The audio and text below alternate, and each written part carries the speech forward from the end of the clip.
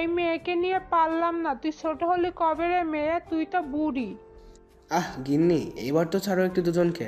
এত বেশি কথা বলছো কেন? যেতে দাও, বেলা বাড়ছে। কম তো বেলা হয়নি, এখন ছাড়ো। এমনভাবে ধরেছো যেন দুজন চিরদিনের জন্য চলে যাচ্ছে। অলক্ষণে কথাবার্তা বলছেন কেন?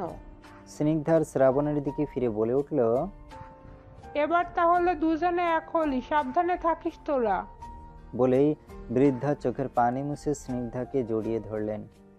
সবাইকে বিদায় জানিয়ে গাড়িতে বসতে গেলেই স্নিগ্ধা তার ছোট মামাকে বলল, মামা আমি কোথায় বসবো? কেন, শ্রাবণের সঙ্গে? শ্রাবণের সঙ্গে মানে আমি বসবো না, আর ওর সঙ্গে তো কখনোই না। বসতেই হবে, যা বস গিয়ে। বললেন ছোট মামি। সামনের 2 সিটে মামা মামি, পিছনে আর আছে মাত্র 2টো সিট। অগত্যা বাধ্য হয়ে স্নিগ্ধাকে বসতে হলো শ্রাবণের সঙ্গে। স্নিগ্ধা শ্রাবণের দিকে তাকালো। শ্রাবণ ঘাড় ঘুরিয়ে বাইরে চেয়ে আছে, কিন্তু তার মনে হলো শ্রাবণ এতক্ষণ তার দিকে চেয়েছিল। শ্রাবণ তার কেপটা দিয়ে মুখ ঢেকে বলল, কোনো মানুষের মুখের দিকে কেউ চেয়ে থাকলে সেই মানুষের যে অস্বস্তি লাগে তা আপনার জানা উচিত। ও আপনি মানুষ? আমি তো বন মানুষ ভেবেছিলাম। কি? আমি বন মানুষ? বন মানুষের মতো লম্বা, সারাদিন কালো পোশাক পরে শোক পালন করছেন। কত বছর ধরে কার জন্য এই শোক পালন করছেন তা জানি না, তবে একটা কথা স্বীকার করতে হয়, বন মানুষের মতো হাত পায়ের লোমগুলো আছে আপনার। আমার বন মানুষের মতো লোম আছে? আমি কালো পোশাক পরে শোক পালন করি? বন মানুষটাই কিন্তু তোর স্বামী। এখন ভাবতো বন মানুষের স্ত্রী হলে তাকে কি বলে। সামনে থেকে দুজনের কথা শুনছিল মামা আর মামি দুজনে। এবার হেসে উঠলেন তারা। তারাও স্নিগ্ধাকে বলতে বললেন, কি হলো বল? আমি বলছি শ্রাবণ, বন মানুষ যেহেতু পুরুষ লিঙ্গের, তার বউ স্ত্রীলিঙ্গের। কথাটা বলেই হাসতে লাগলো ছোট মামা। স্নিগ্ধা সবার দিকে রাগী চোখে তাকিয়ে গাড়ির জানালা দিয়ে বাইরের দৃশ্য দেখতে লাগলো। চট্টগ্রাম থেকে কখনো তার বাইরে যাওয়া হয়নি, আজই প্রথম তাকে তার জন্মস্থান ছেড়ে বাইরে যেতে হবে। এই তো কয়েক কিলোমিটার পেরোলে ফেনী পেরোতে হবে। স্নিগ্ধা জানালা খুলে বাইরে চেয়ে আছে। খুব ভালো লাগছে তার। সাই সাই করে বাতাস বইছে, খোলা চুলগুলোকে উড়িয়ে নিচ্ছে বাতাস। কয়েক ঘন্টা পর প্রায় 2টোর দিকে প্রাইভেট কারটিকে কুমিল্লার একটি রেস্তোরাঁয় নিয়ে দাঁড় করিয়েছে মামা। সবাই মিলে রেস্তোরাঁয় ঢুকেই খাওয়া দাওয়ার পর্ব শুরু করেছে, কিন্তু স্নিগ্ধা ইচ্ছে করেই খেল না। মামি জোর করে কত বললেন খেতে, খাবার মুখে দিয়ে দিতে দিতে চাইলে সে খেল না। পরে ওর জন্য আলাদা করে খাবার পার্সেল করে নিয়ে নিলেন তিনি। শ্রাবণ গাড়িতে ওঠার আগে অনেকগুলো আইসক্রিম নিয়ে নিল। গাড়িতে বসেই সে একটা আইসক্রিম খেয়ে ফেললো।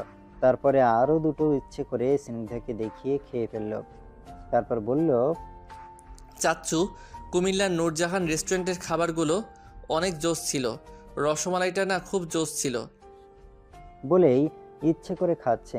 আর পাশে স্নিগ্ধা বসে আছে, সে বাইরে চেয়ে আছে। শ্রাবণের সব খাওয়ার পর স্নিগ্ধা আইসক্রিম বক্স থেকে আইসক্রিম নিল। একটা আইসক্রিম নেওয়ার পর একটা রসমালাইয়ের একটা বক্স খুলে টপ করে এক পিস মুখে পুরে দিল। শ্রাবণ ভেবেছিল কিছুক্ষণ স্নিগ্ধাকে সে জ্বালাবে, তারপর তাকেও আইসক্রিম দিবে, কিন্তু তার আগেই স্নিগ্ধাই সব পণ্ড করে দিল। স্নিগ্ধা শ্রাবণ যখন ওয়াশরুমে ছিল তখন এগুলো কিনে গাড়িতে রেখেছিল। আইসক্রিমগুলোকে আইস বক্সে রেখেছিল। সারাটা দিন দুজনের মধ্যে স্নায়ুযুদ্ধের শেষে শ্রাবণ একটা কাজ করে বসলো। গভীর ঘুমে মগ্ন শ্রাবণ স্নিগ্ধার কাঁধে মাথা এলিয়ে দিল। জেগে থাকলে সে এমন করতো কিনা কে জানে। ঘুমন্ত বলেই হয়তো সেও এমন কাজ করেছে। স্নিগ্ধার সামনে তাকিয়ে দেখলো মামিও ঘুমোচ্ছে। মামা গাড়ি চালাচ্ছে আর একটু পর পর মামির মাথাটা সোজা করে দিচ্ছে।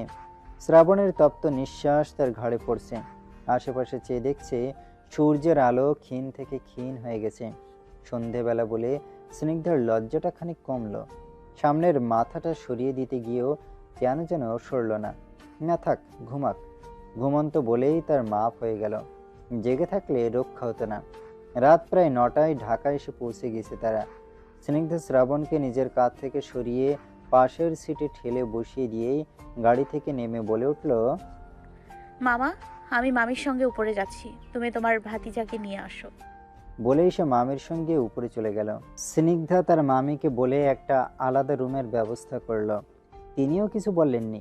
দুজনই ছোট, এত অপরিণত বয়সে বিয়ে হয়েছে, সামাজিক কাজ হয়েছে, এটাই যথেষ্ট। দুজন কিছুটা বড় হোক, নিজেদেরকে বুঝতে শিখুক, তারপর না হয় অন্য কিছু। রুমের ভেতরে ঢুকেই স্নিগ্ধার মন ভরে গেল। বেডের পাশে ব্যালকনি, ব্যালকনির বাইরের জগৎটা আরও সুন্দর। ব্যালকনির একপাশে লিলি ফুল, গোলাপি লিলি, মিষ্টি ঘ্রাণ তার নাকে বাড়ি খাচ্ছে। এলাকাটা খুব কড়া নিরাপত্তায় ঘেরা, কোনো শব্দ নেই গাড়ির অযাচিত হর্ন। ঢাকার এই ডিওএইচএস এলাকার পরিবেশ আর চট্টগ্রামের কাতালগঞ্জের অনেক তফাৎ। দুটোই আবাসিক এলাকা হলেও স্নিগ্ধার মনে হলো এই এলাকা সুন্দর হলেও এই এলাকার লোকগুলোর মধ্যে প্রাণ নেই। হয়তো পরিবেশের ক্ষেত্রে এবং নিরাপত্তার জন্য এই এলাকাটা বেশ ভালো। স্নিগ্ধা ব্যালকনির বাইরের জগৎ দেখতে দেখতে হঠাৎ চমকে উঠল। কফির কাপ হাতে শ্রাবণ রুমে ঢুকে বলল, কি রে, বাইরের হাওয়ায় খেয়ে যাবি? সেই যে রুমে ঢুকলি আর বের হলি না, নে ধর 1 কাপ সুভাষিত চা। স্নিগ্ধা কিছুক্ষণ শ্রাবণের দিকে চেয়ে আছে। এত দরদ মাখা লোক তো শ্রাবণ নয়। কি রে, চেয়ে আছিস কেন? নে ধর। শোন, আমি মানুষ হিসেবে অতটাও খারাপ না, বুঝলি? শ্রাবণের হাত থেকে কাপটা নিয়ে নিল, তারপর চুমুক দিয়ে বলল, কে বানিয়েছে? কেন আমি? ওয়াক্থু, জঘন্য।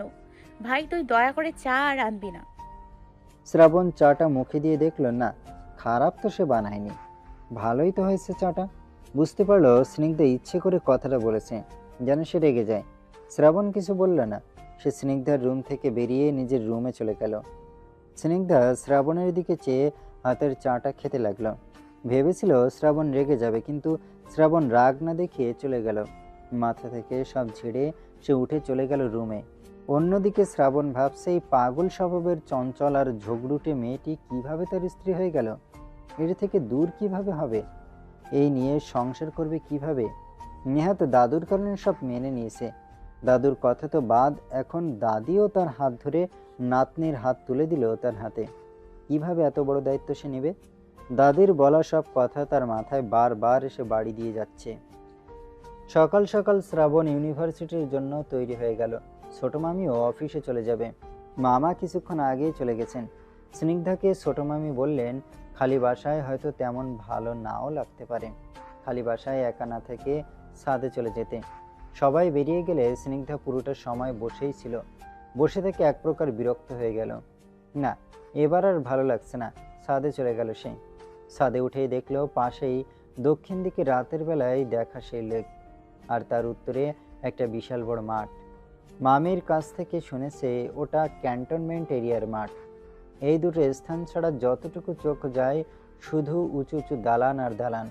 স্নিগ্ধার চোখ যায় তাদের পাশের ছাদেই একদল ছেলেমেয়ে দাঁড়িয়ে আছে, হাসাহাসি করছে। স্নিগ্ধা সেখানে একবার চেয়ে বাইরে তাকাতে লাগলো। মোবাইল ফোনটা হাতে নিয়ে নেড়েচেড়ে দেখতে লাগলো।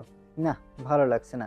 হঠাৎ মেসেঞ্জারে টুং করে শব্দ করে উঠলে মেসেঞ্জারে ঢুকেই দেখলো একটি মেসেজ রিকোয়েস্ট। একা বসে তুমি দেখছো কি একই নীল আকাশ? স্নিগ্ধার মাথায় একটা দুষ্টু বুদ্ধি এলো। কিছুটা সময় কাটানোর জন্য সে মেসেজ দিল, কিন্তু এখানে তো তারার দেখা পাবো না। তুমি চাইলে বৃষ্টি মেঘ হচ্ছিল রাঁচি, অপেক্ষা সুদূর বর্ষণের। আমার নীল আকাশেরও দরকার নেই, সুদূর বর্ষণেরও প্রয়োজন নেই। আমার সকল অভিযোগে তুমি, তোমার মিষ্টি হাসিটা কি আমি? জীবনে কোনোদিন দেখি নাই, আর হাসি তো দূরে থাক। বিরক্ত হয়ে সেই মেসেজ দাতা এবার প্রশ্ন করলো, কি করে তোমার মন পাবো ষোড়শী? আমার মন পাওয়ার বৃথায় চেষ্টা করছেন। আমার সিট আগেই বুকিং হয়ে গেছে, আমি এখন ডাবল সিট ছাড়া চলতে পারবো না।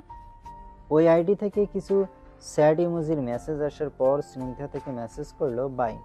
এবার সেই আইডি থেকে মেসেজ এলো, অপেক্ষায় থাকবো ষোড়শী, কখন তুমি এই হাতটা ধরো। স্নিগ্ধা আইডিটাকে ব্লক করে উঠে দাঁড়ালো। না, সে আর অপেক্ষা করবে না, যত তাড়াতাড়ি সম্ভব কলেজে ভর্তি হতে হবে তাকে। ছাদ থেকে নেমেই বাসায় ঢুকে পড়ল। আসার কিছুক্ষণ পর শ্রাবণ এলো বাসায়, হাতে কিছু একটা নিয়ে এসেছে সে। স্নিগ্ধা উঁচু হয়ে দেখতে চাইল, কিন্তু শ্রাবণ সেটা লুকিয়ে ফেলল। স্নিগ্ধা আর তাকে ঘাঁটাতে গেল না। শ্রাবণকে নিয়ে তার ভাবনা তেমন বেশি না, সে এখন পড়াশোনায় মনোযোগ দিতে চায়। সারাটা দিন পেরিয়ে গেল, কেউ কারোর সঙ্গে কথা বলেনি, কিন্তু স্নিগ্ধা খেয়াল করলো শ্রাবণ আসার পর থেকেই কিছু নিয়ে আপসেট। কোনো একটা বিষয় নিয়ে সে অনেক বেশি চিন্তায়।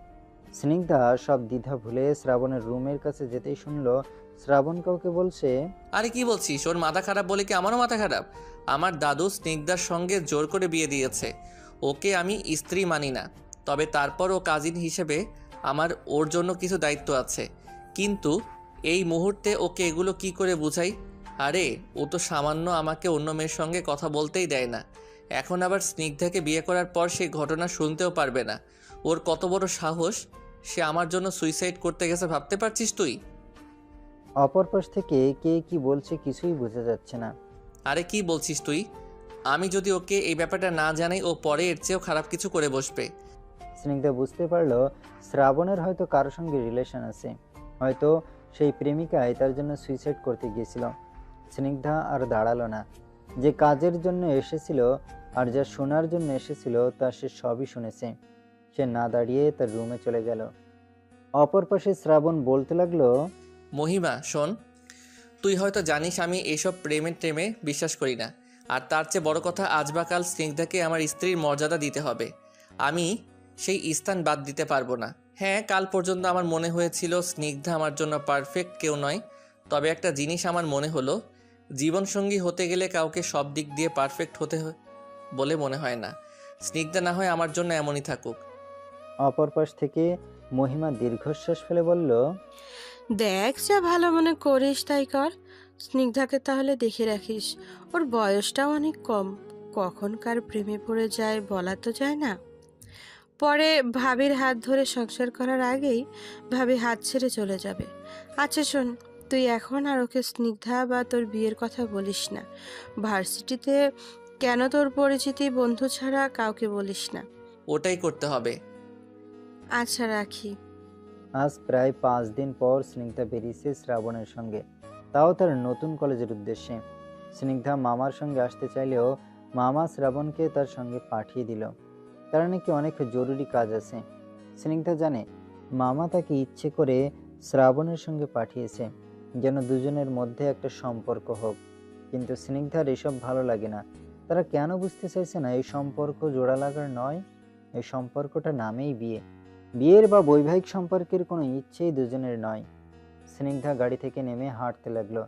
শ্রাবণ পিছন থেকে ডেকে উঠল, কিরে দাঁড়া, চিনতে পারবি না, আমি চিনিয়ে দিচ্ছি। স্নিগ্ধা শ্রাবণের কথায় হেসে উঠে বলল, শ্রাবণ ভাই, আমি পড়তে পারি, তুমি হয়তো ভুলে গেছো। প্রত্যেকটা ব্লকে এবং প্রত্যেকটা ক্লাসের সেকশন, ক্লাস হাউস নাম্বার লেখা আছে। বুঝতে না পারলে কাউকে জিজ্ঞেস করলেই বলে দেবে।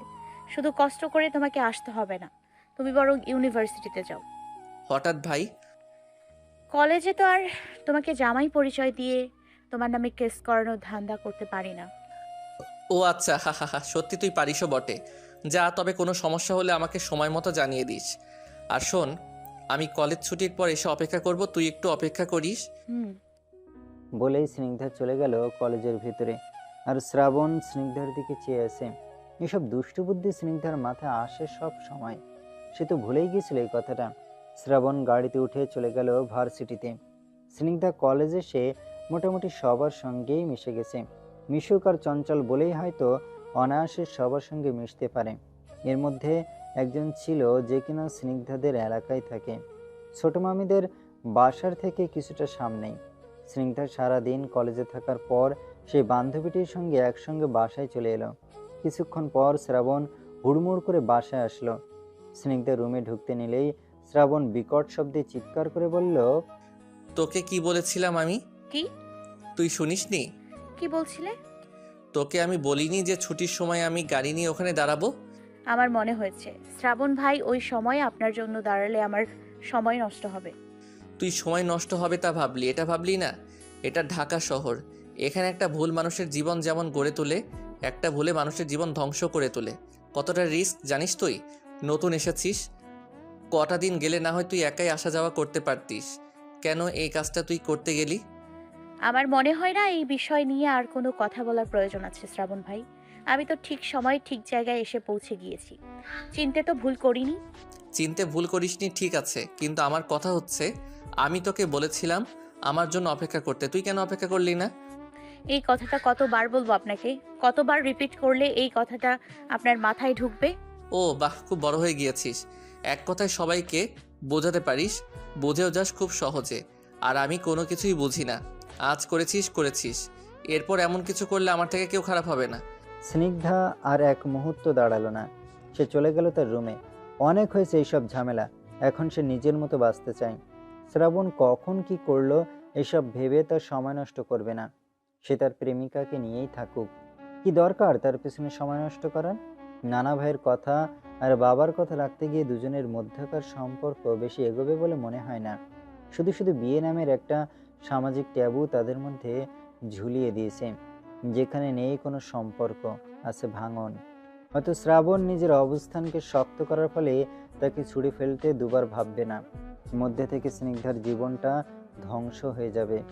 পুরোটা দিন তার কল্পনায় গেঁথে গিয়েছে তার বাবা মারা যাওয়ার পরবর্তী সময়গুলো। নানা ভাইরা যখন তাকে তার বাড়িতে রেখে এসেছিল, তখন তার চাচারা তাকে আগলে রাখলেও এর কিছুদিন পর চাচি বলতে লাগলো, বাবা মা মরে গেলে তার সম্পত্তি নাকি চাচাতো ভাইয়েরা পায়, আর এটা নাকি সম্পূর্ণ মেয়েদের জন্য। তাই অর্ধেক সম্পত্তির মধ্যে সবচেয়ে বেশিরভাগ সম্পত্তি স্নিগ্ধাদের। তার বাবা অনেক জায়গা কিনেছে। স্নিগ্ধার ওইটুকু বয়সে এইসব সম্পত্তি ভাগ বাটোয়ারা বোঝার সাধ্য না থাকলেও কথা বোঝার এবং কাউকে বলার সামর্থ্য ছিল। সে তার নানা ভাইকে সব বলে দিয়েছিল। তিনিও বুঝলেন মেয়েটাকে ওখানে রাখলে কেউ দেখে রাখবে না, উল্টো সবাই মেয়েটার সব তার থেকে কেড়ে নেবে। তাই তিনি ছোট্ট স্নিগ্ধাকে সেদিন নিয়ে এসেছিলেন। মেয়ের শেষ স্মৃতিকে বুকে আগলে রেখেছিলেন। ছেলেদের বারবার মনে করিয়ে দিয়েছিলেন এতিম বলে কখনো যেন স্নিগ্ধাকে কেউ খোঁটা না দেয়। তাকে বাড়ির বাইরের স্থান না দিয়ে বাড়ির সদস্য বানিয়ে তুলেছিলেন। কিন্তু কোথাও না কোথাও স্নিগ্ধার নিজেকে খুব ছোট মনে হতো। স্নিগ্ধা সারাদিন কিছু না খেয়ে রুমের দরজা বন্ধ করে বসে রইল। শ্রাবণও কিছু খায়নি। রাগে তার সমস্ত শরীর জ্বলে যাচ্ছে। মেয়েটার সাহস দিন দিন বেড়ে যাচ্ছে। অফিস করে এসেছেন মামি। সারাদিন ধরে খাটাখাটনির পর বাসায় ফিরে একটু আরাম করে রান্নাঘরে এলেন। ও মা, সব তো আগের মতোই আছে। ওরা দুজন কি কিছুই খায়নি? মামি খাবারগুলোকে দেখে অবাক হয়ে গেলেন। সেই সকালে কি না খেয়ে গেছে দুজন, এখনো কিছু খায়নি দুজন। তিনি স্নিগ্ধার রুমের দরজা নক করতে লাগলেন। কিছুক্ষণ পর স্নিগ্ধা দরজা খুললেই ঢুকে পড়লেন তিনি। স্নিগ্ধা, তুই কিছু খাসনি আজ? খিদে লাগেনি আমার, ভালো লাগছে না। ও মা, দেখি দেখি তোর শরীর খারাপ করলো না তো? না, আমি ঠিক আছি। হ্যাঁ, তাই তো দেখছি। কেন খাসনি তুই? চল কিছু খেয়ে নেবি। স্নিগ্ধা আসতে না চাইলেও জোর করে নিয়ে এলেন তিনি খাবার টেবিলে। তুই খেয়ে নে, আমার বাজারটাকে ডেকে আনি। ওটাও কিছু খায়নি। কি করিস তোরা কে জানে। শ্রাবণকে জোর করে এনে বসিয়ে দিলেন ডাইনিং টেবিলে। শ্রাবণ কয়েকবার স্নিগ্ধার দিকে তাকালেও স্নিগ্ধা ফিরেও তাকালো না। খেয়ে দিয়ে সে উঠে গেল। শ্রাবণ ভাবতে লাগলো ভুল করলো সে নিজে, আর রাগ দেখাচ্ছে তার উপর, যেখানে রাগ দেখানোর কথা তার নিজের। স্নিগ্ধা রুমে আসার পর বসে পড়লো পড়ার টেবিলে। পড়াটাকে ও আয়ত্তে আনতে হবে তাকে। মানুষের অবস্থান যখন নড়বড়ে হয়, তখন কাছের দেখা পরিচিত মানুষগুলোও দিন শেষে অপরিচিত হয়ে যায়। যতদিন নিজের খুঁটি মজবুত থাকবে, ততদিন মানুষ তার মূল্যায়ন পাবে। খুঁটি দুর্বল হলে কেউ সেই খুঁটিতে লাথি দিতেও পিছুপা হবে না। স্নিগ্ধা ভেবে নিয়েছে এই জীবনে আর যাই হোক কারো কাছে নতজানু হয়ে পড়ে থাকবে না। পরাশ্রিত জিনিসটা বেশ লোভনীয়, তবে তার ক্ষতিটাও কম নয়। এসব ভাবতে ভাবতে কখন সময় পেরিয়ে গেল আর পড়াটা তার হলো না। তবে ভাবনাগুলো বেশ ভালোই ছিল তার। পরের দিন সকালবেলা যথাসময়ে আবারও শ্রাবণের গাড়িতে করে যেতে হলো স্নিগ্ধাকে। ছুটির সময় শ্রাবণের সঙ্গে তাকে আবারও আসতে হলো। এ নিয়ে শ্রাবণ তাকে দ্বিতীয়বার কিছু না বললেও স্নিগ্ধা ঠিক সময় কলেজ গেটে এসে দাঁড়িয়েছিল। শ্রাবণের সঙ্গে এ নিয়ে ঝামেলা জড়ানো মানে দুজনের মধ্যে কথায় কথা বাড়বে। দরকার কি, চুপ থাকাই ভালো। শ্রাবণের সঙ্গে যত কম কথা বলা যায় ততই ভালো। শ্রাবণ অবশ্য কয়েকবার স্নিগ্ধার সঙ্গে কথা বলতে চেয়েছিল। স্নিগ্ধায় তার সঙ্গে ইচ্ছে করে কথা বলেনি। শ্রাবণের ফোনে কল আসতে শ্রাবণ ফোন ধরল। শ্রাবণ ফোন তুলে দেখলো আজমাইনের ফোন। তুলেই বলল, আচ্ছা তোরা অপেক্ষা কর, আমি আসছি। আমার কাজিনকে রেখে আসছি বাসায়। হ্যাঁ, এই তো কিছুক্ষণ আগে কলেজ ছুটি হয়েছে। স্নিগ্ধা গাড়ি থামার পরপরই নেমে গিয়েছে। আজ তার কোচিং সেন্টারে যেতে হবে। বাসায় গিয়ে সঙ্গে সঙ্গে তৈরি হয়ে নিল। তারপর কিছু খেয়ে আবার ব্যাগ নিয়ে বিল্ডিং থেকে নামতেই চোখ পড়ল পূরবীর উপর। মেয়েটা আসছে পিছনে, কাকে যেন দেখা যাচ্ছে। পূরবী দৌড়ে এসে তাকে জড়িয়ে ধরল। বাহ সিনিদা, তুই তো খুব ফাস্ট। আমার আগেই রেডি হয়ে গেলি আর খাওয়া দাওয়া করেছিস? উনি কে? ও, আরে আমার ভাইয়া। আম্মু বলেছে ভাইয়াকে নিয়ে যেতে, সন্ধ্যা হয়ে গেছে তাই। চল হাতে পরিচয় করিয়ে দিই। আমার ভাইয়ার নাম আরমান। ভাইয়া আবার ইলেকট্রনিক্যাল ইঞ্জিনিয়ারিং নিয়ে পড়ছে ঢাকা ইউনিভার্সিটি থেকে। ও আসসালামু আলাইকুম ভাইয়া। ওয়ালাইকুম আসসালাম। ভাইয়া ওর নাম সিনিদ্ধা। ও আচ্ছা, কাল ওর কথা বলছিলি? জি, ওর কথা বলছিলাম। ওকে আবার বলিস না, তুই নাকি নতুন কাউকে পেলে পুরনো বান্ধবীদের বলে যাস। ভাইয়া তুমি এখনো আমাকে এই খোঁটা দিয়ে যাবে? ঠিকই তো বললাম। স্নিগ্ধা তাদের ঝগড়া দেখে হাসতে লাগলো। ইস, তার যদি একটা ছোট্ট ভাই বোন থাকতো, সেও তো কত দুষ্টুমি করতে পারতো। মলিন হওয়া মুখটাকে আবার হাসিয়ে নিয়ে বলল, কিরে, ভাইয়া কি সত্যি বলছে? তুই তাহলে নতুন কাউকে পেলে আমাকেও ভুলে যাবি? না না না, কখনোই না। তুই আমার ভাইয়ার কথা শুনিস না। ও শুধু মিথ্যা কথা বলে। পূরবী আরমানের গায়ে ঠাস ঠাস করে দুটো কিল দিয়ে দিল। তিনজন গল্প করতে করতে কখন চলে এলো ভুলেই গিয়েছে তারা। কোচিং থেকে ঠিক 7:30টায় ফিরল। বাসার নিচে স্নিগ্ধাকে পৌঁছে দিয়ে দুই ভাই বোন চলে গিয়েছে। কিছুক্ষণ পর পাশে থাকা মোবাইলে আননোন নাম্বার থেকে কল আসলো স্নিগ্ধার কোচিং থেকে। এসে পড়ার টেবিলে বসতেই ফোন এলো। ফোন ধরে হ্যালো বলতেই অপর পাশ থেকে কিছু শুনতে পেল না। পরপর দুবার বলল, হ্যালো হ্যালো। বিরক্ত হয়ে বলল, কথা বলছেন না কেন? নারী কণ্ঠ শুনলে ভালোই লাগে না? হ্যাঁ, বিরক্ত করার একটা লিমিটেশন আছে। ফোন ধরে রেখে কোনো কথা বলছে না কেন? আপনার কোনো কাজ না থাকলেও আমার কাজ আছে। অপর পাশ থেকে কিছুই শোনা গেল না, শুধু শুনতে পাওয়া গেল নিঃশ্বাস আর কিছু নেড়ে চেড়ে ওঠার শব্দ। তারপর ফিক করে হেসে উঠল মোবাইলের অপর প্রান্ত থেকে একটি মেয়ে কণ্ঠ। স্নিগ্ধা চমকে উঠল। এবার তার মেজাজ চড়া হয়ে গেল। সে মেয়েটিকে ধমকে উঠল, তুই পূর্বী, এটা কেমন মজা? এভাবে কেউ ফোন দিয়ে বিরক্ত করে? তোর পাশে আর কে আছে রে? ধরে ফেললি?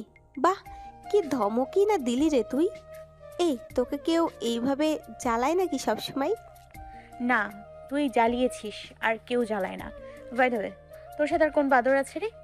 স্নিগ্ধার কথা শুনে পূরবীর পাশে থাকা তার কাজিনরা খিলখিল করে হাসছে। এই তো আবার হাসছে। বলবি তুই কে তোর পাশে?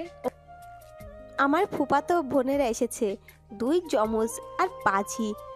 আমি তোকে ফোন করব, একজন আমার মুখে চেপে ধরেছে আর অন্যজন মোবাইল নিয়ে রেখেছে। কি পরিমাণ বিচ্ছু ভাবছিস? ও আন্টি কোথায় রে? ও আম্মু কাজ করছে, বাসায় অনেক মেহমান। ও, তোর বাসায় কেউ নেই? না, আমি তো সন্ধ্যা 6টায় নাগাদ বাসায় ফিরে। আজ কি হয়েছে কে জানে, মনে হয় কাজ পড়ে গেছে, তাই আসতে দেরি হচ্ছে হয়তো। আচ্ছা রাখছি। নম্বরটা ঠিক আছে কি না দেখার জন্য চেক করলাম। আমাকে ভরকে দিয়ে চেক করছস? তোর নাম্বার যদি আমি টাকায় আর বিলবোর্ডে না টানিয়েছি তুই দেখিস। এই না না না, এমন করিস না প্লিজ। আমাকে আবুর মোবাইল ধরতে দেয় না। এইভাবে ডিস্টার্ব করলে মোবাইল দূরে থাক, ঘর থেকে বের হতে দেবে না। না দেয়ারই কথা, তুই দেখতে কত সুন্দর। তোরে থাপড়ামু অসভ্য মাইয়া, তুই কি কম সুন্দর? আমি নাকি কালো, বুঝেছো জান? শ্রাবণের কাছে আলাদা করে চাবি ছিল বাসার লকের। সে বাসায় এসেছে ঠিকই, কিন্তু স্নিগ্ধার সঙ্গে দেখা করেনি। স্নিগ্ধার রুম থেকে কথার শব্দ পেয়ে রুমের সামনে এসে তার টনক নড়ল। কি বলছে বিচ্ছু? এরও প্রেমিক আছে? শ্রাবণ আরেকটু এগিয়ে এলো দরজার পাশে। স্নিগ্ধা উঠে দাঁড়ালো, হাঁটতে হাঁটতে বলল, সত্যি সবাই আমাকে এই কথাটাই বলে, বিশ্বাস হয় না? অপর পাশ থেকে পূরবী বলল, কি যে বলিস না, তুই কালো হলে অন্যরা কি? স্নিগ্ধা হাঁটতে হাঁটতে থেমে গেল। দরজার নিচে ছায়া দেখা যাচ্ছে, স্পষ্ট বোঝাচ্ছে কেউ দাঁড়িয়ে আছে। স্নিগ্ধা কথা বলা বন্ধ করে দিয়ে দরজার পাশে চুপি চুপি দাঁড়ালো। ইস, দরজাটার যদি লুকিং গ্লাস থাকতো তাহলে দেখতে পারতো শ্রাবণ আছে না অন্য কেউ। স্নিগ্ধা একটা কাজ করলো। এই সময়টা মামা আসে না। স্নিগ্ধা পূরবীর কল কেটে দিয়েছে। মামির মোবাইলে কল দিল না, ছায়া তবুও সরেনি। তারপর বুঝলো এ নির্ঘাত শ্রাবণ। স্নিগ্ধা এবার একটা কাজ করলো। জোরে জোরে শ্রাবণকে শুনিয়ে বলল, জান শোনা, এই তো সবুর করো, আসছি আমি তোমার কাছে। কটা দিন নানা ভাইয়ের কথা রক্ষা করি, তারপর তোমার কাছে চলে আসব। শ্রাবণের রাগ উঠল। এইটুকু নিমে তার নাকি প্রেমিক আছে, আবার তাকে জান শোনা বলছে। শ্রাবণ দরজায় কড়া নাড়ার আগেই কলিং বেল বেজে উঠল। সে দরজা খোলার জন্য সামনে এগিয়ে গেল, আর স্নিগ্ধা দরজা খুলে দেখলো শ্রাবণ দরজা খুলে দিয়েছে। স্নিগ্ধার মুখে হাসি ফুটে উঠল, মনে মনে বলল, তুই প্রেম করতে পারিস, আমার বুঝি প্রেমিক থাকতো না? আমার পেছনে এখনো লাইন ধরে আছে। আমিও কম কিসে। নিজেকে বা দিতে স্নিগ্ধা এগিয়ে এলো সামনে, কিন্তু হঠাৎই তার হাসি মুখটা কেমন মলিন রূপ ধারণ করলো।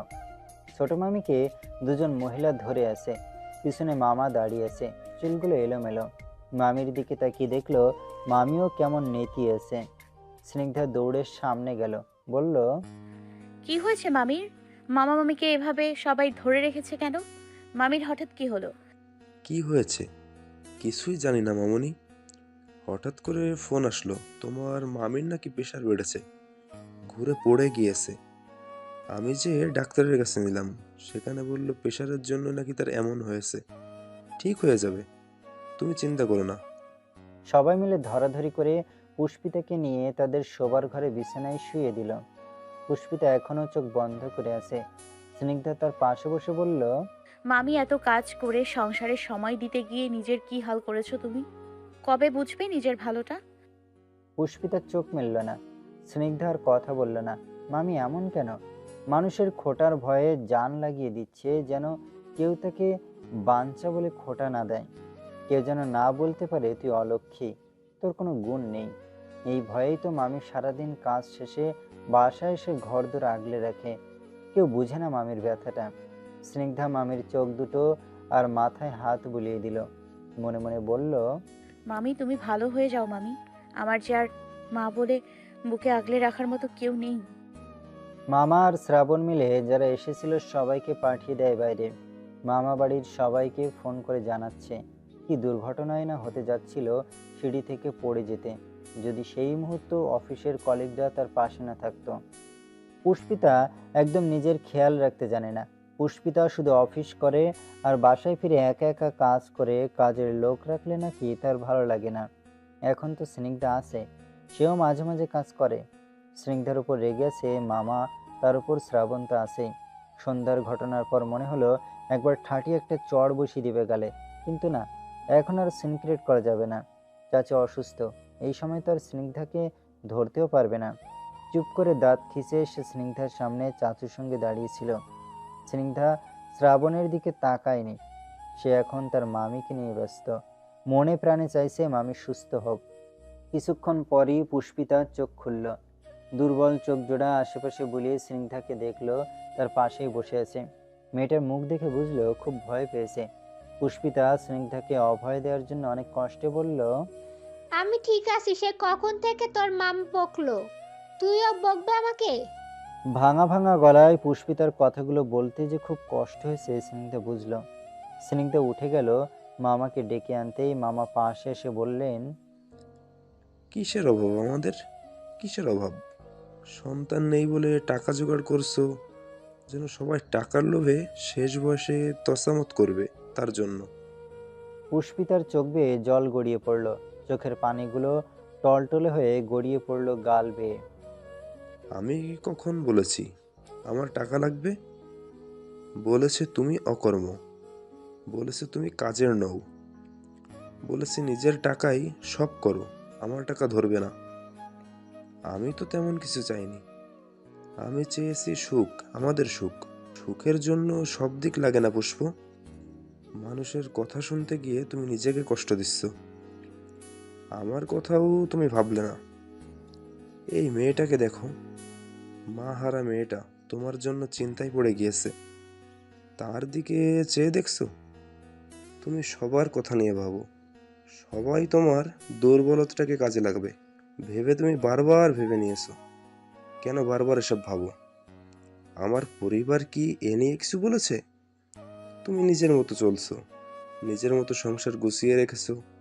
প্রত্যেকটা নারী তার সংসার আগলে রাখতে চাই বা চাইবে, তাই বলে নিজের শরীরকে দুর্বল করে তোমার সন্তান নেই বলে তুমি আফসোস করছো। দেখো, আমার ঘর ভর্তি আমার সন্তান, আমার রক্ত। স্নিগ্ধাকে কাছে টেনে এনে বললেন, এ আমার মা, এর শরীরে আমার বোনের রক্ত বইছে, আমার রক্ত। শ্রাবণকে কাছে টেনে এনে বললেন, ও আমার রক্ত, আমার ভাইয়ের ছেলে, তাতে কি? আমার রক্ত ওর মধ্যে বইছে। রক্ত আর বংশ প্রতিবার চিন্তা করছো? সন্তান জন্ম দিয়েও অনেক সন্তান লালন পালন করতে জানে না। সন্তান জন্ম দিলেই পিতার মাথা হওয়া যায় না। আমার কোনো ইচ্ছে নেই, সন্তান নেই, আমার সহধর্মিণী আছে।